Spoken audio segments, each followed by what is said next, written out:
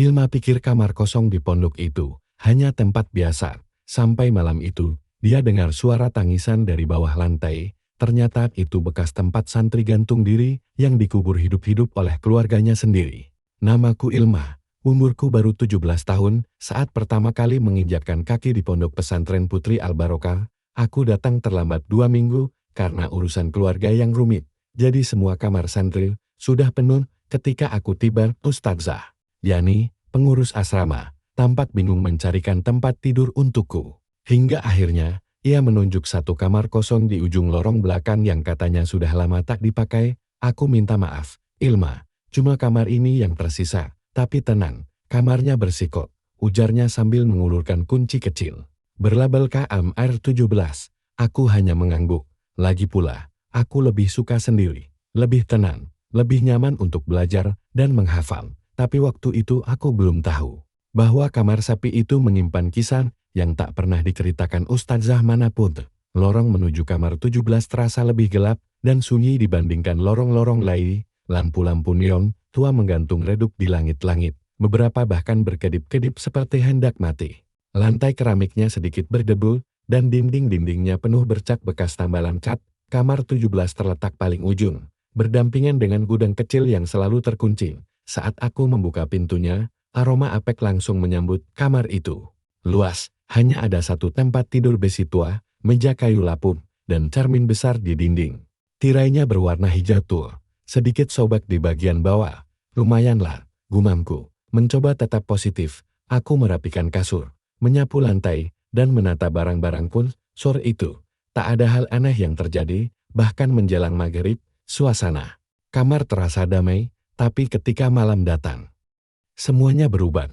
Sekitar pukul 11 malam, aku terbangun, karena suara tirai bergoyang sendiri. Padahal jendela sudah kututup rapat, angin malam terasa masuk dari celah yang entah dari mana.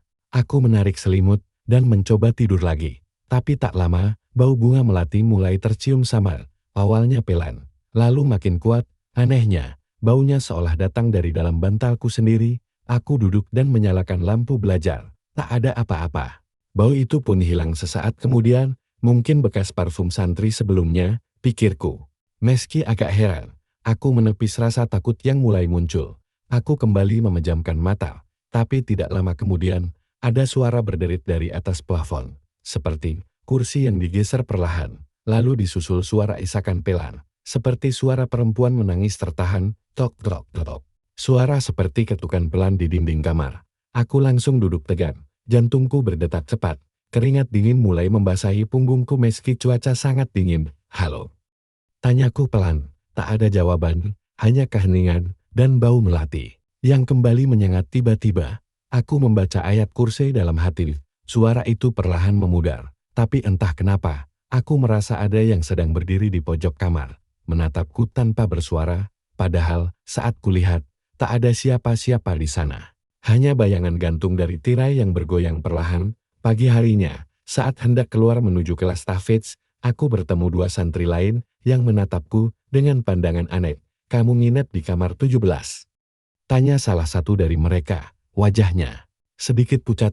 Iya, jawabku bingung. Mereka saling pandang. Yang satunya langsung menarik temannya pergi sambil berbisik. Nggak usah ikut campur. Aku hanya bisa diam. Apa yang salah dengan kamar 17? Kenapa semua orang terlihat seperti menyembunyikan sesuatu? Malam kedua lebih sepi dari malam pertama, tapi entah kenapa, aku merasa semakin sulit bernapas. Setiap kali mulai terlelap, seperti ada yang menindih dadaku. Aku terbangun dengan leher yang nyeri, dan saat berkaca, aku melihat bekas merah seperti cekikan di sekitar leherku. Aku bingung, tak mungkin itu karena bantam atau selimut, tapi aku kembali menyangkal. Mungkin aku hanya stres karena adaptasi di lingkungan baru. Mungkin aku hanya terlalu lelah. Tapi saat aku menatap cermin lebih lama, mataku menangkap sesuatu yang membuat napasku tercekat. Ada bayangan perempuan berdiri di belakangku. Aku menoleh cepat. Saat kembali menatap cermin, bayangan itu sudah tak ada. Tapi aroma melati tiba-tiba kembali menyengat lebih kuat dari sebelumnya. Itulah malam pertama dan kedua di kamar itu. Dan saat aku menulis ini di atas tempat tidur besi yang mulai berderit pelan, aku mendengar suara tangis perempuan itu kembali. Tapi kali ini, tangisnya lebih dekat, dan aku mulai menyadari satu hal, kamar ini tidak pernah benar-benar kosong. Malam ketiga, Ilma duduk diam di atas tempat tidurnya. Ia tak memejamkan mata meski jarum jam sudah menunjuk pukul 0.15 menit. Matanya menatap ke arah plafon kamar yang perlahan tampak retak dan mengelupas, seolah akan roboh kapan saja. Suara itu kembali datang. Sama seperti malam sebelumnya, tapi kali ini lebih jelas, lebih nyata. Kairerarkakan suara, seperti kursi kayu yang digeser keras, lalu berhenti, lalu isak tangis pelan, parau, dan dalam. Ilma menggenggam erat tasbih kecil miliknya. Ia tak berani bergerak, hanya bisa membaca ayat kursi dalam hati sambil menguatkan diri. Tapi suara itu tidak menghilang seperti kemarin. Justru semakin menjadi-jadi. Kini terdengar suara desahan napas dari arah langit-langit, berat, seperti milik seseorang yang kehabisan udara. Ilma mencoba memanggil Ustazah Yani lewat ponsel, tapi tak ada sinyal. Ponselnya bahkan tiba-tiba mati. Meskipun sore tadi baterainya masih 80%, lampu kamar pun mulai berkedip pelan, lalu mati total, gelap. Astagfirullah, ya Allah. Ilma meraba-raba mencari senter, tangannya gemetar. Ia menyalakannya dan mengarahkan ke plafon, dan saat itu pula ia melihatnya, bekas dua kaki tergantung, mengayung perlahan di plafon kayu tua itu. Ilma spontan menjatuhkan senter, cahaya menyorot ke sudut kamar, dan entah mengapa bayangan putih berambut panjang tampak berdiri di depan cermin besar. Ilma menjerit, tapi suara jeritannya seperti ditelan kamar. Tak ada yang mendengar. Pagi harinya, Ilma tampak pucat dan lemas saat keluar dari kamar. Beberapa santri lain hanya melirik sekilas. Tak ada yang berani bertanya langsung. Namun, di depan ruang makan, seseorang menghampirinya, seorang santri senior. Bernama Rinan. Kamu tidur di kamar 17, ya? Bisiknya sambil menatap sekitar. Ilma hanya mengangguk pelan. Kamu udah lihat sesuatu?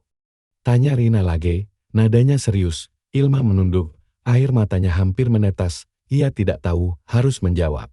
Apaan? Rina menarik tangannya. Mereka berdua duduk di bawah pohon mangga besar dekat musala dulu. Sekitar 4 tahun lalu, ada santri baru juga, namanya Aulia. Dia sempat tidur di kamar itu, tapi setelah malam ketiga, dia jatuh sakit dan gak sadarkan diri. Lehernya membiru, kayak dicekik. Ilma terdiam, perlahan ia menyentuh lehernya. Sendiri, masih terasa perih dan memar, bekas malam kemarin. Setelah Aulia dipindahkan, kamar itu dikunci, tapi katanya, ada yang terus menggedor dari dalam tiap malam Jumat, makanya, kita sebut itu, kamar gentayangan. Ilma merinding, katanya yang gentayangan itu, santri bernama Fitri, bisik Rina. Ilma menatapnya, Fitri siapa? Santri zaman dulu banget. Konon katanya, dia bunuh diri di kamar itu, gantung diri, karena mengandung anak hasil zina. Tapi mayatnya gak pernah dimakamkan dengan benar. Katanya ditanam diam-diam di lantai kamar. Di bawah tempat tidur bisi itu, jantung Ilma seolah berhenti berdetak. Di bawah tempat tidur bisi itu. Tempat yang tiap malam mengeluarkan bunyi kriuk-kriuk meski ia tak bergerak sedikit pun malam. Keempat, Ilma tak sanggup tidur. Ia memutuskan membaca Al-Quran sejak selepas Isya. Berharap bisa menenangkan hati, tapi tiap kali ia membaca, suara tangisan itu ikut mengalun. Seolah makhluk itu tak suka ayat-ayat suci dilantunkan di dalam kamar. Ketika jam menunjuk pukul 2.34 menit dini hari, cermin di kamarnya berembun sendiri, dan dari embun itu, muncul tulisan kabur, seperti goresan jari. Akau di sini. Ilma tersentak. Ia mencoba menghapus tulisan itu, tapi embunnya dingin dan sulit hilang. Ia menatap ke balik cermin dan untuk sesaat, matanya menangkap bayangan dua sosok, satu perempuan berambut panjang, satu lagi bayi kecil, dalam gendongan. Cermin itu tiba-tiba retak di pojok kiri. Ilma menjerit, lalu keluar kamar sambil menangis. Ia mengetuk pintu kamar Ustazah Yani berkali-kali hingga akhirnya dibukakan. Ilma hanya bisa berkata lirih, saya nggak mau di kamar itu lagi. Keesokan paginya, Ustazah Yani tak banyak bicara. Ia hanya menyuruh Ilma beristirahat di ruang OKS dan mengatakan akan mencari solusi. Tapi saat Ilma bertanya, Ustazah, siapa Fitri? Wajah Ustazah langsung berubah pucat, dan dengan suara pelan, hampir tak terdengar, ia menjawab, Ilma, dari siapa kamu tahu nama itu? Ilma tidak bisa tidur, meski tubuhnya letih, matanya menolak terpejam. Ucapan Ustaz Zahyani tadi siang masih terngiang-ngiang di kepalanya. Ilma, dari siapa kamu tahu nama itu? Nada suaranya seperti menyembunyikan sesuatu yang sangat besar. Sesuatu yang seharusnya tidak boleh diketahui santri sepertinya. Sejak saat itu, Ilma tahu nama Fitri bukan sekadar cerita lama, ada bagian yang sengaja disembunyikan, dan entah kenapa, semuanya selalu berputar di satu tempat, kamar 17, hari. Itu, saat jam istirahat siang, Ilma memberanikan diri bertanya kepada Rina lagi. Mereka duduk di bawah pohon mangga, tempat yang mulai terasa seperti satu-satunya tempat aman di pesantren itu. Aku pengen tahu lebih jelas tentang Fitri, bisik Ilma. Rina tampak ragu, ia menatap kanan kiri, lalu menunduk, seperti sedang memilih kata yang tepat.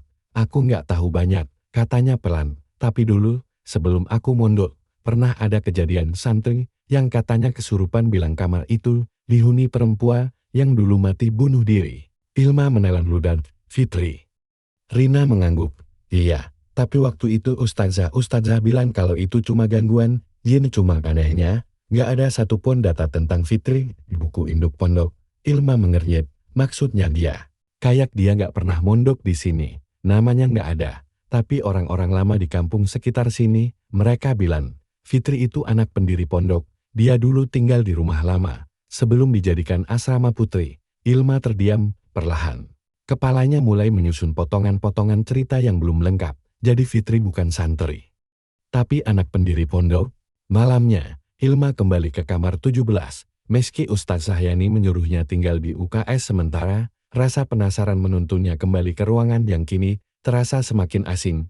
Ia membawa satu senter kecil dan mushaf Al-Quran. Ia duduk di atas kasur, menatap langit-langit kamar yang letaknya makin banyak. Udara terasa pengap, bau melati kembali muncul. Kali ini sangat menyengat, tapi Ilma tidak lari. Ia membaca surah Yasin perlahan, dan di tengah-tengah bacaannya, sesuatu terjadi. Cermin kamar mulai berembun sendiri. Padahal udara sedang panas. Tiba-tiba, tulisan muncul lagi. Lebih jelas kali ini. Aku anaknya, mereka buang aku. Ilma menggigil.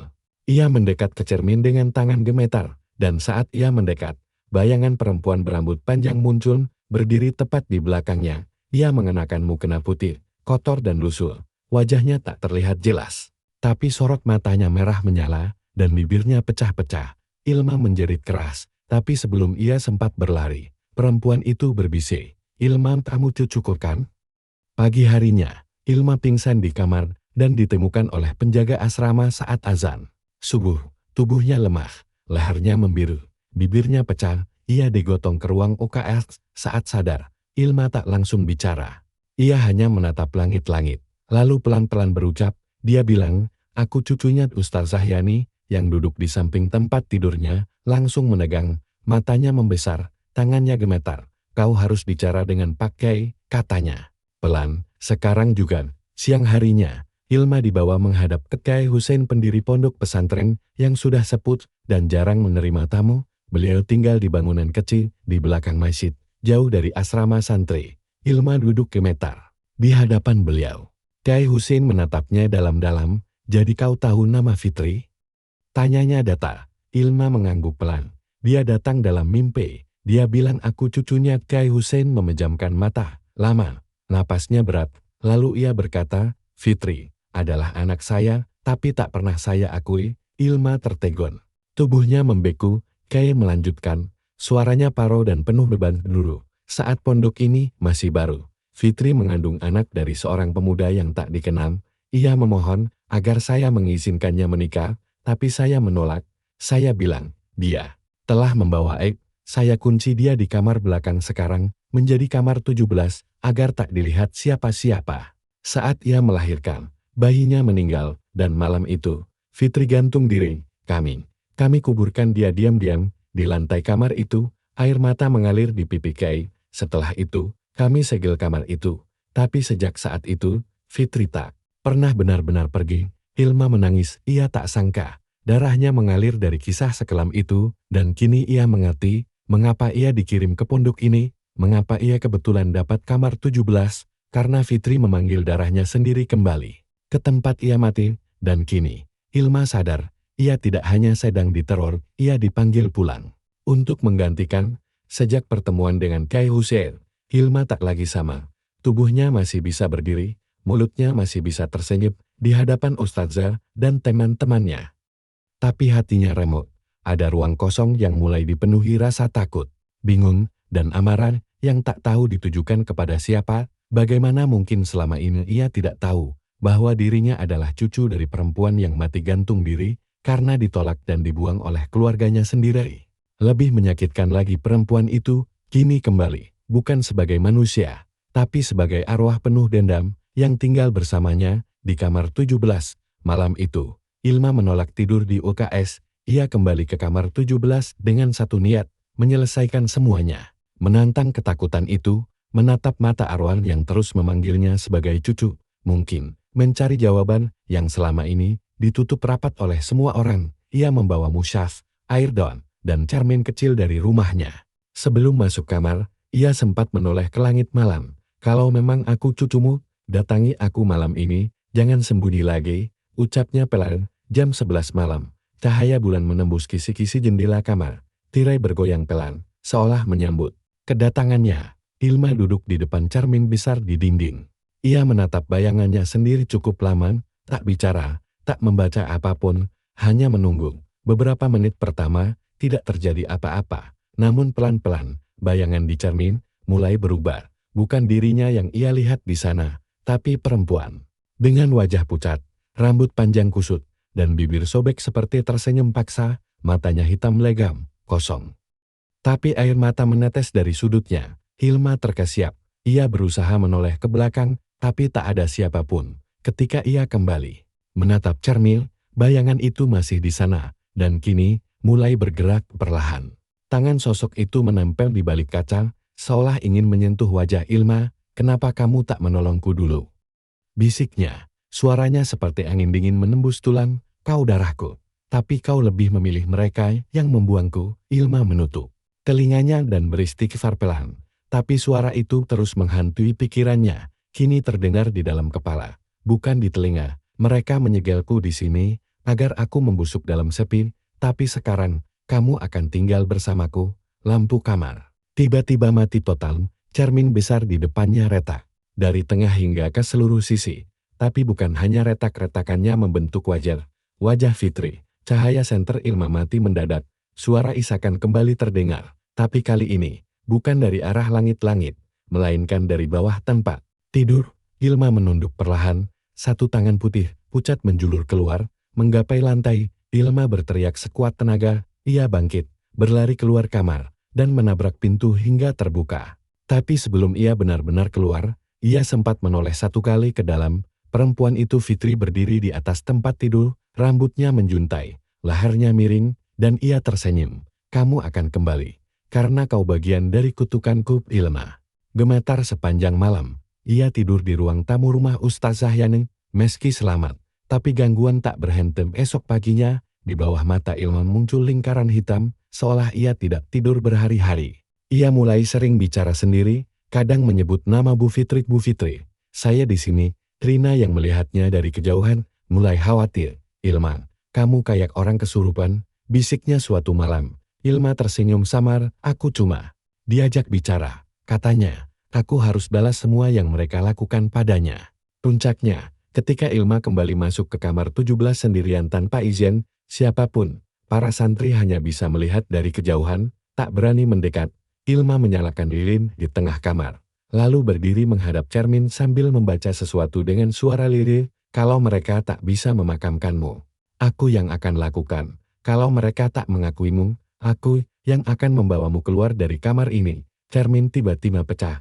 Angin kencang menghantam seluruh sudut ruangan. Lilin padam, dan kamar itu kembali sunyi. Malam itu, kamar 17 kosong kembali, tapi di balik pintunya yang tertutup, terdengar satu kalimat terbisik dengan jelas. "Ilma, terima kasih. Tapi belum selesai. Tahu harus tahu siapa ayahku."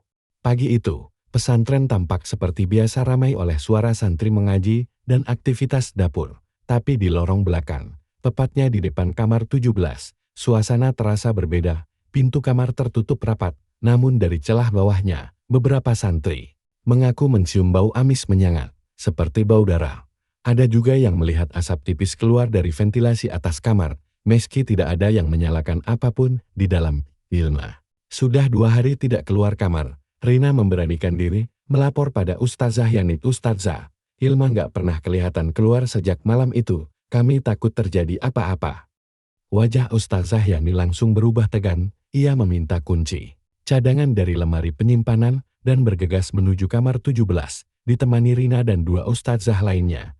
Tapi saat kunci dimasukkan, pintu itu tidak bisa dibuka, bukan terkunci. Seolah ada yang menahan dari dalam. Ustazah Yani mengetuk dan memanggil nama Ilma berkali-kali, tak ada jawaban. Lalu tiba-tiba, dari balik pintu, terdengar suara nyanyian, pelan, sendu, Bobo Bobo. Anakku sayang.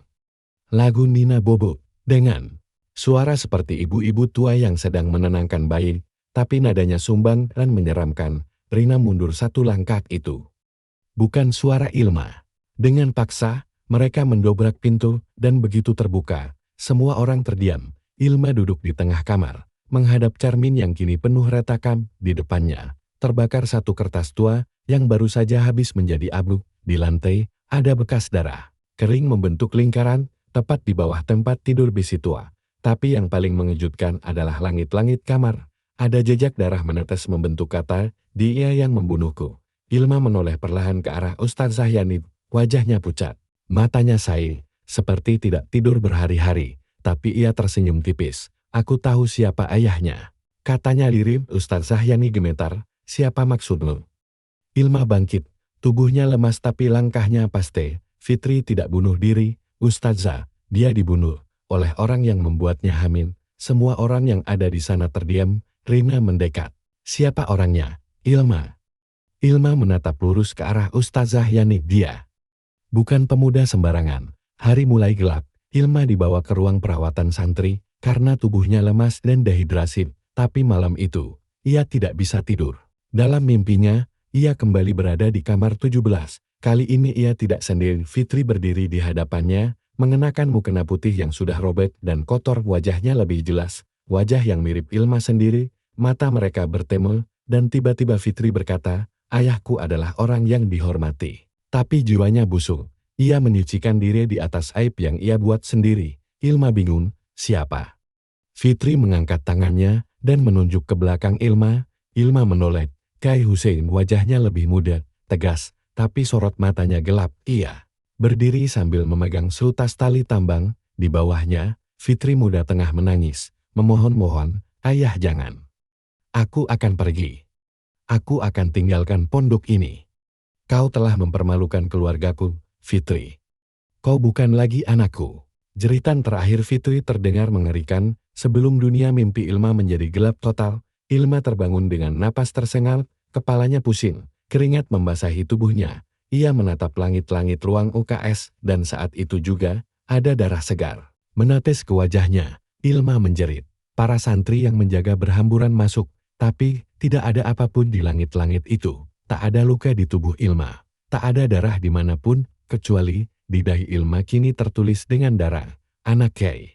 Keesokan paginya, berita itu menyebar diam-diam di antara para santri. Banyak yang mulai bisik-bisik bahwa Fitri adalah anak kandung Kyai Hussein, dan kematiannya bukan karena bunuh diri, tapi dibunuh diam-diam. Namun, karena Kyai Hussein adalah tokoh dihormati, tak ada yang berani menuduh. Ilma tahu satu hal, Fitri ingin kebenaran diungkap.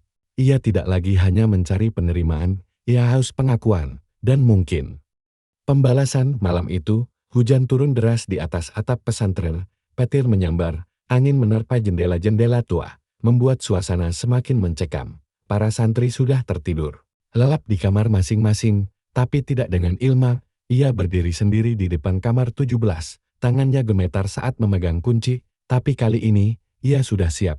Ia tidak akan lari lagi. Jika memang Fitri ingin kebenaran, Ilma akan menghadapinya. Apapun resikonya. Dengan doa pendek, ia memutar kunci. Pintu terbuka kamar itu kini lebih gelap dari biasanya. Udara di dalamnya dingin bukan main. Seperti masuk ke dalam kulkas. Bau melati sudah tidak samar-samar lagi. Aromanya begitu kuat, menyengat, menyusup sampai ke tulang. Tapi yang paling mengerikan adalah keadaan cermin besar di dinding. Retaknya kini membentuk 2 mata besar, tertutup seolah menunggu waktu untuk terbuka. Ilma melangkah masuk cermin itu seperti berdenyut, seperti bernyawa. Ia mengambil tempat duduk di depan cermin, menyalakan satu lilin, dan membuka mushaf kecil yang selalu ia bawa, tapi belum sempat. Ia membaca. Terdengar suara napas berat dari balik cermin. "Fitri?" bisiknya lirih. Tiba-tiba, mata di cermin itu terbuka, dua bola mata merah menyala menatap langsung ke arah Ilma. Tak ada jarak, tak ada batas, hanya ada tatapan itu penuh luka, dendam, dan cinta yang telah dilukai berkali-kali. Bayangan perempuan itu muncul. Tapi kali ini, tidak seperti biasanya. Kini ia benar-benar utuh, berambut panjang kusut, lehernya miring ke kanan seperti patah, gaun putih lusuhnya berlumur tanah dan darah, dan ia menggendong seorang bayi kecil yang membiru dalam pelukannya. "Fitri." Berjalan perlahan ke arah Ilma. "Kau datang lagi, cucuku." Sudah waktunya. Ilma tak mampu bergerak. Badannya kaku, seperti ditarik paksa ke dalam tanah. Matanya berair, tapi tubuhnya dingin. "Waktunya apa?" bisiknya pelan. "Mengambil kembali hidupku dengan hidupmu." Fitri mengangkat tangannya. Lehernya berdenyut aneh, dari ujung jarinya menetes darah hitam ke lantai. Ia mendekat, semakin dekat, dan Ilma merasa tubuhnya mulai keluar dari dirinya sendiri. Kakinya mati rasa, dadanya sesak, matanya kabur. Tiba-tiba, brakaknya, pintu kamar terbuka paksa. Dua ustadz dari bagian ruqyah dan Kyai Hussein sendiri masuk sambil mengumandangkan ayat-ayat suci dengan suara lantang. "Allahu la ilaha illallah al hayyul qayyum." Fitri menjerit keras, cermin meledak, pecah berkeping-keping, angin kencang menyapu seluruh isi kamar. Lilin padam, tirai melambai liar, tapi Ilma hanya bisa melihat satu hal. Fitri berdiri di pojok kamar, menangis sambil berteriak, "Kau bunuh aku, ayah. Kau yang memaksa aku mati. Kau sembunyikan aku. Tapi darahku kembali kepadamu." Ilma pingsan, tubuhnya menggigil selama 3 jam tanpa henti. Saat sadar, ia sudah berada di ruang khusus di rumah Kyai Hussein, ditemani oleh Ustazah Yani dan beberapa ustaz. Kyai Hussein duduk di sudut ruangan, wajahnya pucat, matanya sembab. Ia tampak tua, lebih tua dari sebelumnya. Ilma menatapnya pelan. "Aku tahu kebenarannya." Kyai tidak menjawab. "Fitri, dia tak bunuh diri. Dia dibunuh karena aib yang ayahnya sendiri tak mau tanggung. Tapi sekarang, kebenaran itu keluar dari tanah, dari darah." Kyai menunduk. "Maafkan aku," katanya. "Selama puluhan tahun, aku hidup dengan dosa itu, menyucikan pesantren ini. Di atas kubur anakku sendiri." Air mata Ilma menetes. Ia lemas, tapi hatinya perlahan mulai tenang. Malam itu, Kyai Hussein mengumumkan satu hal di depan para santri dan dewan pengurus pesantren. Dengan suara berat dan penuh penyesalan, ia berkata, "Kamar 17 bukan tempat kosong, ia adalah makam untuk anakku yang tak pernah aku akui. Aku bersalah, dan mulai malam ini, kita akan menyalatkan jenazahnya. Kita akan memakamkannya secara layak." Ilma menangis dalam diam, tapi jauh di dalam dirinya, ia tahu. Fitri mendengar semuanya, dan kini, mata itu akhirnya bisa tertutup untuk selama-lamanya, atau begitu Ilma kira, karena saat ia kembali ke kamarnya yang baru, duduk di depan cermin kecil. Samar-samar ia melihat bayangan perempuan berdiri di belakangnya sambil berbisik, "Belum selesai, Ilma, kau harus tahu, siapa yang menanamku." Pagi itu, langit mendung menyelimuti pondok pesantren Al-Barokah, seolah semesta ikut menunduk pada dosa masa lalu yang akhirnya diakui. Malam sebelumnya, untuk pertama kalinya dalam sejarah pondok, para santri menyolatkan jenazah tanpa jasad untuk Fitri, sang arwah yang terus meminta pengakuan. Setelah salat gaib selesai, Kyai Hussein mundur dari seluruh kegiatan pesantren. Ia memilih berdiam di rumah kecilnya, tak lagi berbicara dengan siapapun. Tapi bagi Ilma, semua itu belum cukup. Ada satu kalimat yang masih menghantui. "Belum selesai, Ilma, kau harus tahu, siapa yang menanamku."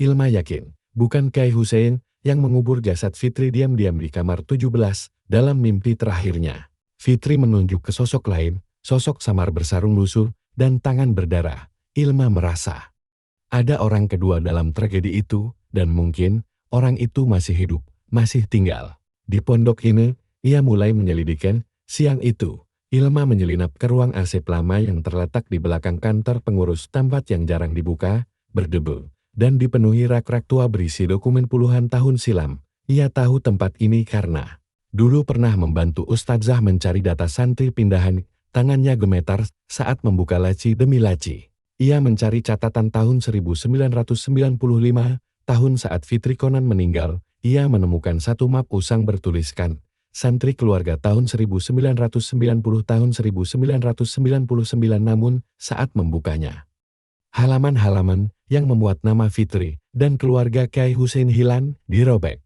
bersih, seolah sengaja dihapus. Ilma menghela napas, tapi saat hendak menutup map itu, ia menemukan satu kertas kecil terselip di antara halaman yang robek. Tulisannya hampir pudar, namun masih terbaca, surat izin penguburan oleh KH Hussein dan Ustaz Ma'ruf. Dilaksanakan tanpa laporan resmi. Ilma membaca ulang nama kedua, Ustaz Ma'ruf. Ilma belum pernah mendengar nama itu disebut siapapun, bahkan Rina yang ia tanya pun menggeleng bingung. Tapi malam harinya, setelah mengendap-endap ke gudang penyimpanan tua di belakang dapur pondok, Ilma menemukan satu foto lama berdebu. Terlihat jelas Kyai Hussein masih muda berdiri di tengah, dan di sampingnya seorang pria berwajah keras, berkacamata, berjenggot tipis. Di balik foto tertulis, KH Hussein Ustaz Ma'ruf Pembangunan Pondok tahun-tahun 1993. Ilma menatap wajah pria itu lama sekali. Entah kenapa, wajah itu mirip dengan salah satu staf dapur pondok yang masih bekerja hingga kini. Ilma berlari ke dapur, menyusup di antara para santri yang sedang bantu memasak. Di ujung ruangan, seorang pria tua sedang duduk sambil meracik bawang Pak Rosid. Ia dikenal sebagai tukang kebun dan kadang membantu di dapur. Tak banyak bicara, pendiam, tapi wajahnya persis seperti pria di foto. Ilma menelan ludah. Ia memberanikan diri mendekat. Pak, maaf, Bapak dulu pernah jadi ustadz di sini ya? Pak Rosid terdiam lama, kemudian matanya menyipit menatap Ilma. Apa yang kamu tahu? Bisiknya liris. Ilma tak menjawab. Ia hanya menatap balik sambil menunjukkan kertas kecil dari arsip tadi. Pak Rosid meraih kertas itu. Lalu dengan sangat pelan, ia berucap, Fitri, anak yang malang, tapi dia tak mati sendiri. Ilma tercekat. Jadi, Bapak yang Pak Rosid memotong suaranya dingin. Tapi ada getaran ketakutan. Aku hanya diperintah. Waktu itu aku masih santri senior. Aku yang gali lubangnya. Aku yang tutup lagi lantainya. Setelah selesai, aku ingat jelas. Malam itu hujan deras. Aku bawa tubuhnya dari ruang belakang. Setelah ia menunduk setelah Kyai menyuruh kami bungkam. Ilma menahan napas. Tapi satu hal yang Kyai tak tahu. Waktu aku bersihkan tubuh Fitri, dia masih hidup. Masih ada detak EPA. Tapi, karena aku takut, aku kubur dia hidup-hidup. Ilma terduduk, kepalanya berputar, suara berdesing di telinganya. Tak sanggup berkata-kata. Sejak malam itu, hidupku tidak pernah damai, kata Pak Rosid, menunduk dengan tangan gemetar. Aku dengar tangisnya tiap malam, di telinga, di mimpi, di bawah tanah. Dan sekarang, kamu datang, wajahmu, matamu, sama seperti ibunya. Malam itu, Ilma kembali tidur di musala, tapi gangguan datang lebih keras. Angin mendesing memecahkan kaca jendela. Dari bawah pintu masuk, merembes darah segar, dan di dinding musala, muncul tulisan besar berwarna merah, aku hidup saat dikubur. Dia yang menanamku, dia harus rasakan yang aku rasakan. Ilma menjerit, tapi tak ada yang bangun, dan malam itu, dari kamar 17, terdengar suara tanah digali dengan kuku. Suasana pondok pesantren Al-Barokah pagi itu tidak seperti biasanya. Langit gelap meski belum waktunya hujan, dan udara terasa lebih dingin dari biasanya. Para santri berbisik-bisik. Wajah-wajah mereka tegang dan takut. Malam tadi, tulisan merah darah muncul di dinding musalan. Sejak itu, semua orang mulai percaya, Fitri tidak akan tenang, sampai seseorang dikorbankan. Ustaz Zahyani menatap Ilma penuh kekhawatiran. Kau yakin mau melanjutkan ini? Ilma mengangguk, matanya sembab, tapi tegas. Fitri ingin dikuburkan dengan layak, tapi lebih dari itu. Dia ingin keadilan, bukan hanya pengakuan. Ustaz Zahyani menggenggam tangan Ilma. Kalau malam ini, kamu tetap mau menggali kamar itu, aku akan ikut. Malam itu, diam-diam, 5 orang masuk ke kamar 17. Ilma, Ustaz Zahyani, Rina, 2 ustaz bagian keamanan, dan Pak Rosid yang wajahnya pucat seputih dinding. Kamar 17 telah disterilkan dari santri lain. Semua barang dipindahkan. Hanya ada satu kasur lama di sudut, dan cermin besar yang kini tertutup kain putih. Titik penggalian sudah jelas lantai di bawah. Tempat tidur bising, tempat suara ketukan, selalu terdengar. tempat di mana aroma melati dan bau tanah basah bercampur menjadi satu. Dengan linggis dan cangkul kecil, mereka mulai menggali. Setiap kerukan membawa keluar serpihan kayu, tanah keras. Dan kemudian, bau busuk menyengat menyeruak, "Bismillah," gumam Ustazah Yani. Beberapa menit kemudian, cangkul Pak Rosid menghantam sesuatu, benda keras, tulang. Dia mundur perlahan. "Itu dia," bisiknya. Suara tercekat. Mereka membersihkan tanah di sekitarnya. Terlihat kerangka tubuh kecil yang masih memakai mukena putih kompang camping, tulang-tulangnya nyaris utuh. Tapi yang paling menyayat adalah posisi tangan yang mencengkeram tanah, seolah berusaha keluar dari dalam. Fitri memang dikubur hidup-hidup. Ilma menjerit pelan.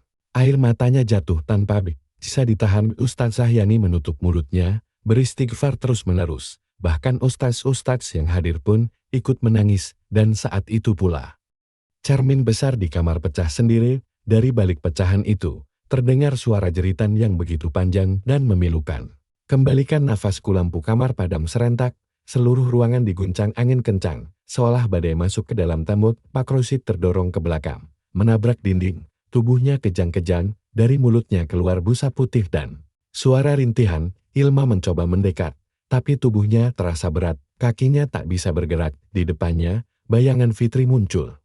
Utuh, wajahnya kini tak lagi penuh luka, tapi matanya merah membara. "Dia tanam aku hidup-hidup, biarkan dia merasakan yang sama." Tiba-tiba, tanah di bawah kaki Pak Rosid retak. Tanah itu mulai terbuka seperti mulut besar, siap menelannya. "Jangan!" Ilma berteriak sekuat tenaga. "Fitri, tolong. Jangan bunuh siapapun." Arwah Fitri berbalik menatap Ilma, tangannya menunjuk wajah cucunya. "Kalau kau tak biarkan aku menuntut, aku akan mengambilmu." Dan seketika itu, juga semua benda di kamar melayang. Buku, papan ranjang, bantal, bahkan cangkul beterbangan, satu persatu menabrak dinding. Cermin pecah menghujam ke lantai. "Rena pingsan!" Pak Rosid menjerit, "Ampuni aku." Sambil memegangi dada, Ilma menangis. Ia berlutut di tanah, tepat di atas kuburan Fitri. "Fitri, dengar aku. Aku cucumu. Tapi aku bukan penerus dendammu. Aku bukan pelanjut kutuk kamu. Kau nggak sendiri lagi. Aku di sini. Aku akui kau, dan aku janji, jasadmu akan dikuburkan di tanah yang layak, dengan nama, dengan doa." Ia menangis terseduh-seduh, dan pelan-pelan angin berhenti. Bayangan Fitri mulai kabur. Suara tangisan bayi terdengar sekali, lalu hilang. Keesokan harinya, jenazah Fitri dibawa dengan kain kafan baru, disalatkan oleh seluruh pengurus pondok, dan dimakamkan di pemakaman umum perempuan, tepat di sebelah makam Ibu Kyai Hussein. Nisan bertuliskan, "Fitri binti Hussein tahun 1976 tahun 1995 dimaafkan dan diterima di sisi Allah." Ilma berdiri diam di depan makam itu. Angin pagi menyentuh wajahnya lembut. Untuk pertama kalinya, sejak menginjakkan kaki di pondok ini, ia merasa ringan. Tapi saat semua orang pergi, satu suara pelan berbisik di telinganya, "Terima kasih. Tapi masih ada satu nama yang belum kau tahu."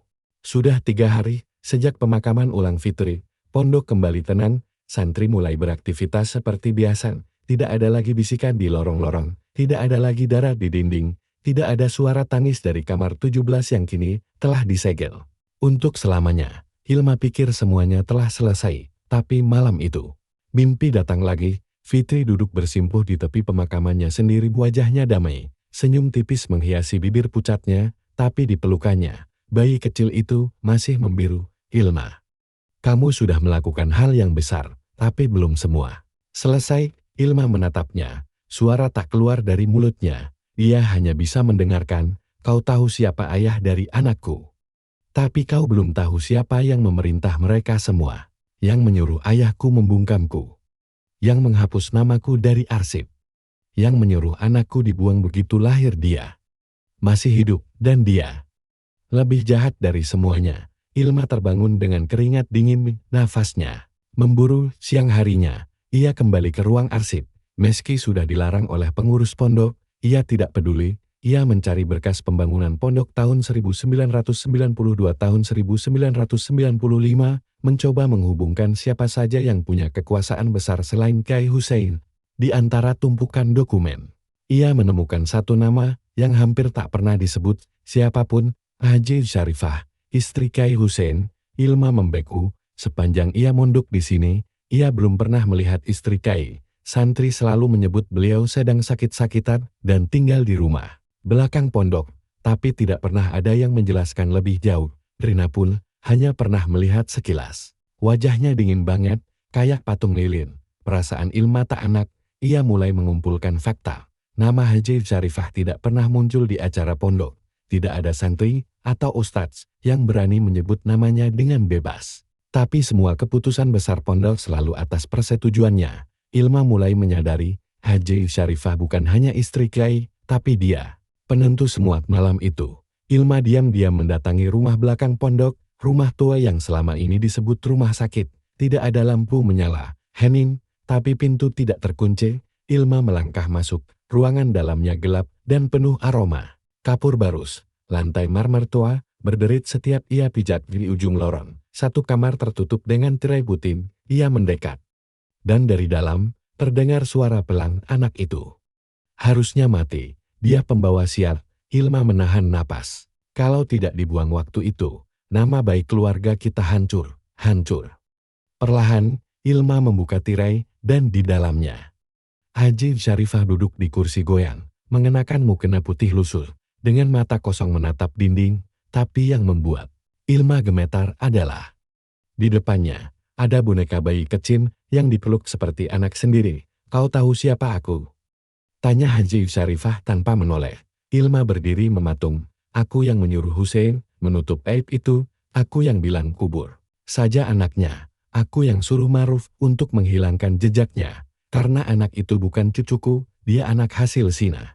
Fitri memalukan, harus dihapus, harus dilupakan. Ilma menahan tangis, seluruh tubuhnya gemetar, tapi sebelum ia bisa bicara, angin dingin berembus ke seluruh ruangan, lampu temaram di langit-langit bergetar. Dan bayangan putih muncul di belakang Haji Syarif. Fitri. Mukanya pucat, matanya merah, dan ia menangis sambil menggendong bayinya. Aku anakmu.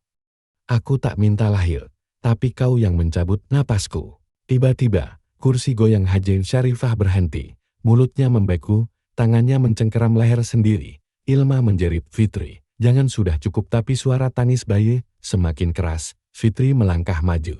Bukan pembalasan, Ilma. Ini penebusan. Beberapa detik kemudian, Haji Syarifah terkulai lemas, tak bergerak. Wajahnya tetap menatap boneka bayi di pangkuannya, yang perlahan berubah menjadi tulang belulang hitam. Fitri menatap Ilma, wajahnya tenang. Sekarang, aku bisa pergi. Terima kasih, cucuku. Esok harinya, Haji Syarifah ditemukan meninggal dunia di kamarnya, duduk tegak dengan senyum tipis. Tapi yang aneh, tangan kirinya membiru, seperti dicekik. Tidak ada tanda-tanda kekerasan fisik, tapi semua yang melihat mengaku merinding luar biasa. Dan malam itu, Ilma bermimpi terakhir kalinya. Fitri mengenakan gaun putih bersih, menggendong bayinya, sambil berjalan menjauh di lorong pesantren yang terang. Wajahnya damai, tak ada darah, tak ada luka, hanya senyum haru. Aku sudah selesai. Tapi kamu, Ilma, kamu akan jadi penerang bagi mereka yang disembunyikan, mereka yang dibungkam. Jangan berhenti. Sudah seminggu sejak Haji Syarifah meninggal dunia, pondok pesantren Al-Barokah kembali tenang, tapi tidak benar-benar damai. 17 kini ditutup permanen. Di tembok rapat, diletakkan papan bertuliskan, dilarang masuk, area disucikan. Ilma berjalan sendirian di lorong belakang sor itu, kakinya berhenti di depan kamar itu. Kini, hanya dinding kosong, tapi di baliknya, ia tahu, di sanalah dulu Fitri dikubur hidup-hidup, ditutup oleh aib, dilupakan oleh keluarga sendiri. Sekarang, arwahnya telah tenang, tapi mengapa perasaannya justru makin berat? Malam harinya, Ilma berdoa lebih lama dari biasanya. Ia menangis pelan di atas sajadah, tak ingin didengar siapapun. Fitri, aku sudah membantu sebisaku, tapi kenapa aku masih mimpi buruk tiap malam? Kenapa masih ada suara-suara menangis dari tanah? Dan malam itu, jawabannya datang dalam tidurnya. Ilma kembali bermimpi, tapi kali ini bukan hanya satu bayangan. Ia berjalan di lorong-lorong pesantren yang gelap, lalu masuk ke halaman belakang pondok tempat gudang-gudang tua berdiri tak terurus. Di sana, Ada puluhan perempuan berpakaian putih. Wajah mereka penuh luka, beberapa tanpa mata, tanpa mulut, tapi semuanya menangis. Di tengah-tengah mereka, Fitri berdiri, kini tampak bersih dan bercahaya. Bayinya tak lagi membiru, tapi tersenyum. Dalam pelukannya, Ilma mendekat. Siapa mereka? Fitri menatapnya dengan sedih. Mereka seperti aku, Ilma, yang dipaksa diam, yang ditanam dalam aib, yang dibungkam demi nama baik. Pondok ini bukan cuma tempat menuntut ilmu, tapi juga tempat mengubur rahasia. Aku bukan satu-satunya. Ilma terbangun dengan teriakan pelan, tapi matanya langsung tertuju ke arah lantai kamarnya. Ada jejak kaki basah menuju pintu, dan di balik pintu, suara bisikan samar, "Tolong kami." 2 bulan kemudian, Ilma memilih pindah dari pondok, tapi bukan karena takut. Ia ingin lebih dari sekadar belajar agama. Ia ingin jadi penyambung lidah bagi mereka yang tak bisa bicara. Ia mulai mencatat kisah Fitri sebagai awal, menulisnya, menceritakannya, tanpa nama pondok, tanpa menyalahkan siapapun, tapi cukup untuk menghidupkan kembali suara-suara yang dimatikan, dan entah dari mana datangnya. Setiap kali ia menulis, setangkai bunga melati segar muncul di mejanya, seperti ucapan terima kasih. Gimana menurut kalian cerita barusan? Apa kalian percaya kejadian kayak gitu bisa beneran terjadi? Atau jangan-jangan kalian pernah ngalamin hal yang mirip? Coba tulis di kolom komentar ya. Aku penasaran banget sama pendapat kalian. Dan jangan lupa, klik tombol subscribe biar kalian gak ketinggalan cerita-cerita seram dan penuh drama lainnya. Karena setiap malam, akan ada cerita yang bikin bulu kudukmu berdiri. Sampai jumpa di video selanjutnya. Stay safe, stay waras. Dan jangan lupa, selalu waspada.